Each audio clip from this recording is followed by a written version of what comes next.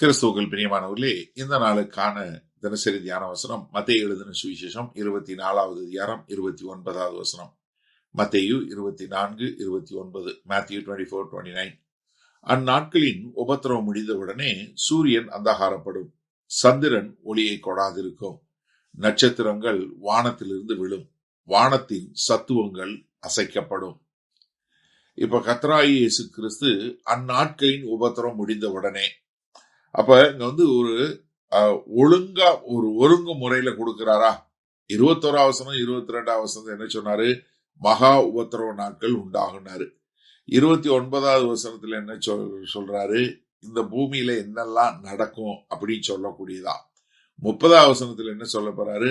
அவர் காணக்கூடியதாக அவருடைய வருகை இருக்கும். அப்ப இங்க நடக்கக்கூடிய அடையாளம் எல்லாம் ஏனோ நடக்கிறது இல்ல, இதெல்லாம் ஒரு ஒழுங்கான முறையில நடைபெறுகிறது. இது எல்லாம் என்ன? மகா உபத்திரவ நாட்களுக்கு பின்பாக கர்த்தராகிய இயேசு கிறிஸ்துவின் வருகைக்கு முன்பாக நடைபெறுகிறது என்று சொல்லக்கூடிய ஒரு அடையாளத்தை மிக அழகாக காட்டுகிறாரு.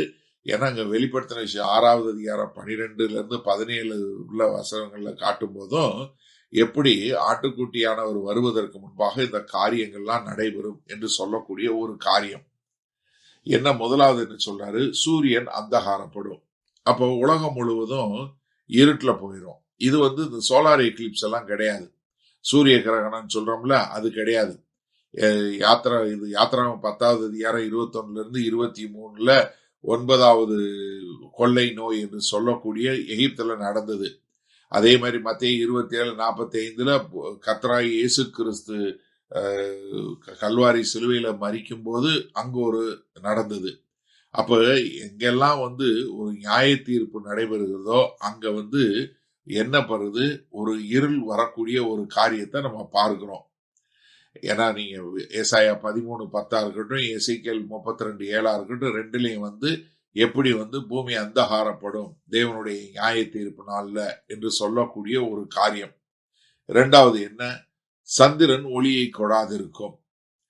ஏன்னா சூரியன் வெளிச்சம் இல்லைன்னா சந்திரன் பண்ண முடியாது. ஏன்னா சந்திரன் இருந்தா சந்திரனே சூரியனே அந்தகாரப்படும் போது சந்திரன் இருந்து வராது. அதைத்தான் இங்க சொல்லும்போது என்ன? மொத்த காரியங்கள் ஏன்னா யோவேல் 2:10 சொன்ன மாதிரி என்ன? சந்திரன் கர்த்தருடைய வருகைக்கு முன்பாக முழுவதுமாக அந்தகாரப்படும் என்று சொல்லக்கூடியதாக. அடுத்து என்ன?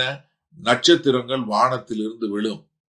எப்படி பயங்கரமா எல்லா ஹெவன்லி பாடிஸ் சொல்றோம் இல்லையா, அது எல்லாம் அசைக்கப்பட்டு எல்லாம் கீழே விழும் என்று சொல்லக்கூடியது. ஏசாயா 34:4 பார்க்கிறோம். அதே மாதிரி வெளிப்படுத்தின விஷயம் 6வது அதிகாரம் 13வது வசனத்துல பார்க்கிறோம். இந்த நட்சத்திரங்கள் எல்லாம் கீழே விழும் என்று சொல்லக்கூடியதாக. அது மாத்திரமல்ல, வானத்தின் சத்துவங்கள் அசைக்கப்படும். அதாவது ஒரு ஆவிக்குரிய வல்லமைகள் இல்ல, அந்த அகில உலகத்தில் உள்ள அந்த காரியங்கள் இது எல்லாமே அசைக்கப்படக்கூடிய ஒரு காரியமாக எபிரேயர் 12 பார்க்கிறோம். 26-27 மறுபடியும் கர்த்தர் வானத்தையும் பூமியை அசைக்கக்கூடிய ஒரு காரியம். அப்ப என்ன? மொத்த அகில உலகமும் என்டையர் யூனிவர்ஸ் என்ன பண்ணுது? நம்ம ராஜாதி ராஜா கர்த்தாதி கர்த்தர் தேவாதி தேவனுடைய வருகைக்கு ஒரு அசைவை கொடுக்கிறது. சரி, இந்த நாள்ல இந்த வசனத்தை நம்ம எப்படி எடுத்துக்கொள்வது? நீங்க இதை ரொம்ப அழகாக தெளிவாக புரிந்து கொள்ள நான் உங்களை அன்பாய் கேட்டுக்கொள்கிறேன். ஏன்னா கர்த்தராகிய இயேசு கிறிஸ்து வருகையினுடைய வரும்போது நடக்கக்கூடிய அடையாளங்கள் நம்ம யாருமே தப்பு கண்டுபிடிக்கவே முடியாது. ரொம்ப அழகா நேர்த்தியாக நடைபெறும். ஏன்னா ஒவ்வொரு அடையாளமும் கிறிஸ்துவனுடைய வருகை நீங்க யாருமே தப்பு சொல்ல முடியாதபடிக்கு. அப்ப நீங்களும் நானும் எப்படி வாழணும்? ஒரு அர்ஜென்சின்னு சொல்லுவோம் இல்லையா, ஒரு அவசரத்தோடு. ஏன்னா எல்லாமே நடக்க போகுது. அதற்கு முன்பாக நமக்கு கொடுத்த வேலையை நம்ம செய்து முடிக்கணும் அப்படின்னு சொல்லக்கூடியதா.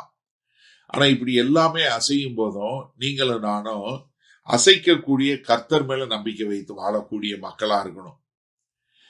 ஏன்னா மொத்த காஸ்மாவையும் அவர் ஆளுகை செய்யக்கூடியவராய் இருந்தா அவர் உங்க வாழ்க்கையை ஆளுகை செய்யக்கூடியவர் தானே. அப்ப எனக்கு அருமையானவர்களே, நீங்களும் நானும் நம்ம எப்படிப்பட்ட மக்களாய் வாழுகிறோம்? நீங்க யோசிச்சு பாருங்க. மொத்த யூனிவர்ஸும் கர்த்தருடைய வருகைக்கு எப்படி ரியாக்ட் பண்ணுது. இப்ப நீங்க எப்படி ரியாக்ட் பண்ணுவீங்க? ஆண்டவர் வர்றாரு சந்தோஷத்துல இருப்பீங்களா, இல்ல ஆண்டவர் ஐயோ ஆண்டவர் வரப்போறாரு அப்படின்னு இருப்பீங்களா?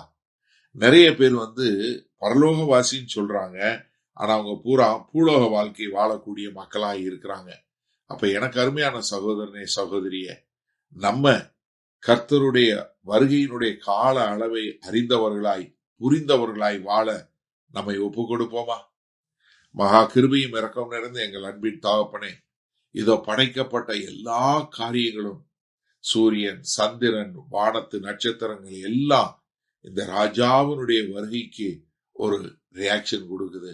நாங்க அதை உணர்ந்தவர்களாய், ஆமாண்டவரே, இந்த வாழுகிற வாழ்க்கை உமக்கென்று வாழ எங்களை அர்ப்பணிக்கிறோம். மீட்பெரும் ரட்சகருமாகிய இயேசு கிறிஸ்துவின் மூலம் பிதாவே, ஆமென். கர்த்தர் உங்களை ஆசீர்வதிப்பாராக. நாம் இன்று மாலை மணால சந்திப்போம்.